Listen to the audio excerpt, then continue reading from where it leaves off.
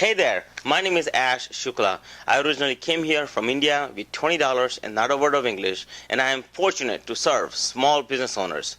My friends, my goal is to help you become successful and more profitable. Now, today, many times people have been asking me some questions, so I figured I put this short video today and just give you some idea.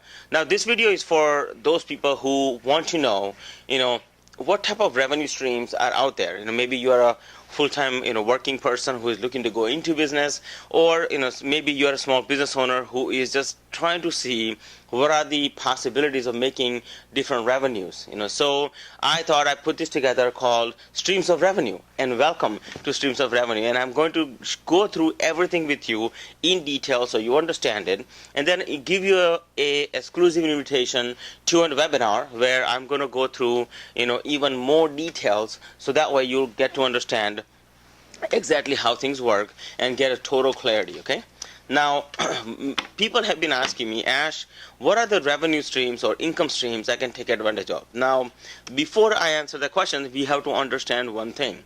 There are two types of revenue streams or income streams, for that matter, in anybody's life. The first type of income stream you have to understand is linear income stream. Linear income stream is just basically is a flat income stream where you trade in your time for money. Now one of the institutions that gives you linear income stream, as you know, is a job. Many people may have a job. You may even have a job. So when you go into work, you get paid. When you don't go to work, you don't get paid. It's basically pretty simple. Okay, there's no in between. It's pretty cut and dry. Now the secondary cash flow is exponential cash flow. The exponential income, basically this is the type of income that does not rely on your efforts. It is not solely based on you. It's based on you and multiple other people. Now to do this, many people go into business for themselves. Now they might own different types of businesses. Sometimes they become a solopreneurs and try to leverage the online world. Sometimes they become big business owners, like they might own franchises and things of that nature. So but all of this comes in with why they are doing this is because they want to get a leverage on their time and their money. They want to have freedom. They want to achieve a success, a level of success in their lives, so that they don't have to go to work. They can go to work when they want to, and then when they don't want to, they don't have to. That's basically the reason people go into business for themselves. Now there are two types of revenue streams within this particular model, business model. One is a product base. A product base would be, for instance, I'll give you an example. If I was to sell this marker, it's a product. If I sell the product, I make money. If I don't sell the product, I don't make money. Okay. Now, such as another example of that would be a real estate. A real estate person, an agent or a broker, they would make money when they sell the house or when they buy the house, but they don't make money on a recurring basis. Basically, they just make money when something is sold and something is bought, right? Now you have, of course, you have franchise model where you have, I know people who own Subway franchises. I know some people who own Dunkin' Donut franchises. People who own different types of franchises, right? This is the secondary type of business that people go into. Then the secondary model that you want to think about as far as the business revenue or business income is service-based business. So first one was product-based business. Secondary type of income stream could be from a business is called service-based business. The advantage of service-based business is huge. It's basically, it gives you recurring revenue. The revenue really doesn't stop. Even if your people have quit, it doesn't matter. Because as long as the customer stays, you get paid. Now such an example of that is insurance. Now if you think of it like an insurance agency, I know a guy who owns a property and casualty agency. Now in the property casualty agency, the way it works, every time you pay a premium, which is your auto, home, or commercial insurance, when you pay a premium, the broker or an agent who sold you that particular insurance policy, they get paid every month after month after month after month. Now I know a guy, who owns a brokerage agency for he is a broker himself for insurance, for property and casualty agency insurance. Now the biggest thing that I've seen with him is I've known him for good 15 years or so, and ever since I have known him, he has grown his people or agents that he has, and he is totally financially independent. He has the time and the freedom that he is looking for. The only thing is he has to invest a lot of money to get this, make this work, which may or may not be feasible for you. I'm not so sure what your situation is, but it's possible. Now the other big thing is other ways you can make a residual revenue on a service-based business is basically investment broker. Like if you remember, I can give you some example. An investment broker back in the day was very, very popular way to go back, especially back in 1990s when market was going up and everybody was making money, everybody was very happy, right? Now, but the question becomes is to why do people become brokers, and what is the main advantage of becoming a broker? Well, I'll give you an example here, and so if you take a look at it here, so this example here on the left, this right here, is based on your real estate brokerage, and this right here, all of this, this right here especially is based on your investment brokerage here that I talked about, or the insurance agency that I was talking about, how it works.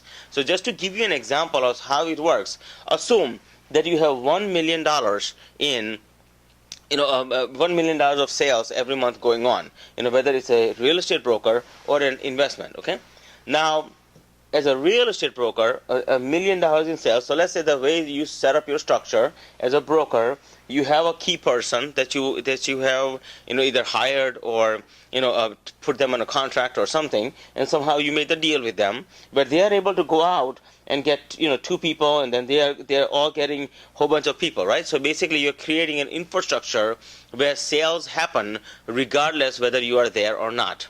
On the investment side, it's the same thing. On the broker, for the investment broker, what he does is basically exactly the same thing. He goes out and he gets a key person, and then he creates an infrastructure so that sales go on no matter what.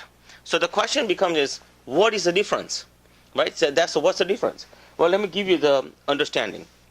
So this real estate person, when the houses are sold, whether you're a real estate person or an investment broker, right? You make money when the market when you are selling a product or when somebody buys a product, right? Either way, you're making money. That's how this works. Now, the advantage of this, is a service-based business. The reason I was talking to you about service-based business is that the advantage of the service-based side is that even though you make money when somebody buys something or something is sold, but most importantly, when the market goes up, you make money, and even if the market goes down, you still made money. And this was the reason back in 1990s, a lot of the brokers really jumped on and became broker because market was going haywire. They were making money all different ways. But the most important piece of the puzzle that many people don't understand about service-based businesses is that basically, let's say that you did $1 million in sales here and $1 million in sales here. The broker, if these guys do not do $1 million in sales next month for a real estate brokerage, they make no money. Nobody makes money in a product-based business when no product is sold. The advantage of the service-based business is if somebody sold, let's say, $1 million for the product, and they're making 1%. They're both making 1%. So this guy is making $10,000 that month for that $1 million for that month. Right? This guy is making $10,000 for that month. But now let's say next month, no product is sold over here. If there is no product sold over here, these guys are going to make $0 because it's not $1 million in sales anymore. It's $0 in sales. So $0 in sales, 1% of 0 is 0. Okay. But over here, as an investment broker, okay, over here, last month's million is still on the books. So what happens is no matter what, they're making 1% on that $1 million. Now, the next time, let's say the $1 million is sold next month. Okay, now they're going to make money on $2 million. So 1 million, no matter what happens, they will always make money on the $1 million. That means that they will make minimum $10,000 a month, no matter what happens. But every month they sell $1 million worth of, they make more and more money. Where these guys stay flat. Makes sense that their income basically stays 10,000, 10,000, 10,000, 10,000, assuming that they sold $1 million a month for 12 months. But over here, it will be 10,000, 20,000, 30,000, 40,000. See, it goes up every single month, compound wise. So that's why service-based businesses many times is a better choice. So the con and the pro on both of these is, well, first of all, brokerage houses, such as your real estate brokers, they're making money on the front end, and they don't have the residual cash flow. Over here, you are making less money up front, but you have a lot more cash flow on the backside. So many times people choose this as an option. Is always a great option to choose. Now, what are some of the pros? So these are some of the pros on both sides. But what is a con? What is really the bad side of both of these, situation that I just explained? Well, first of all, it requires an initial investment. Okay, it's going to require some sort of initial investment. Second, there's a heavy regulatory licensing requirement on both ends of the bargain. Number third, it is going to require errors and omission insurance. Fourth, is going to require some sort of an office, because you need to give people space to come and work from. Of course, you are going to have your own marketing. See, these are some of the pros and the cons. So if you own a job, if you have a job, is nothing wrong with having a job. Is nothing wrong with having a brokerage business, whether it's a real estate brokerage or an investment brokerage or insurance brokerage or whatever that is that you want to own. Just know that it's going to cost you a lot of money. Now the question is, you're sitting at home and going, wait a minute, Ash, you're just telling me that it's going to cost me like $500,000 or $250,000 or $100,000 and I don't have that money. What else can I do? What is my alternative? Is the question you're asking. Okay. Now, I will tell you definitively that there is an alternative out there where you don't have to invest as much money, okay, and you don't have to worry about all the other things I talked about, like licensing and office and all this, like overhead expenses and all those things. You don't have to worry about that. So typically speaking, if you take a look at, if you just have an open mind, I can actually share some things with you on the webinar that I'm going to do. Go ahead and click on the link above me, and I will share in details with you exactly what you can do and exactly how you can take advantage of an alternative that just might be fit for you. Now, this became a fit for me, so I figured I shared with you. So I'm going to have a webinar on this. Go ahead and click on the link above, and I only have 100 seats. My friends, listen to me very carefully.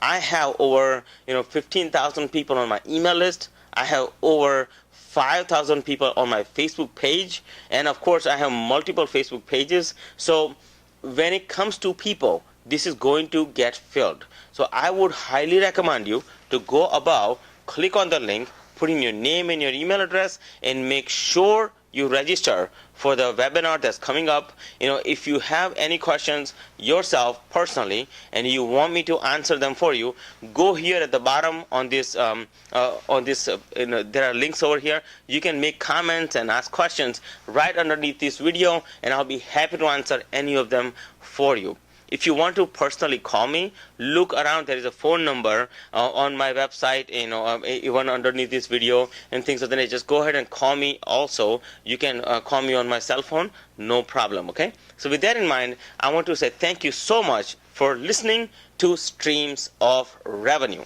I hope this makes sense so far, and I look forward to seeing you on the other side. Namaste, and thank you.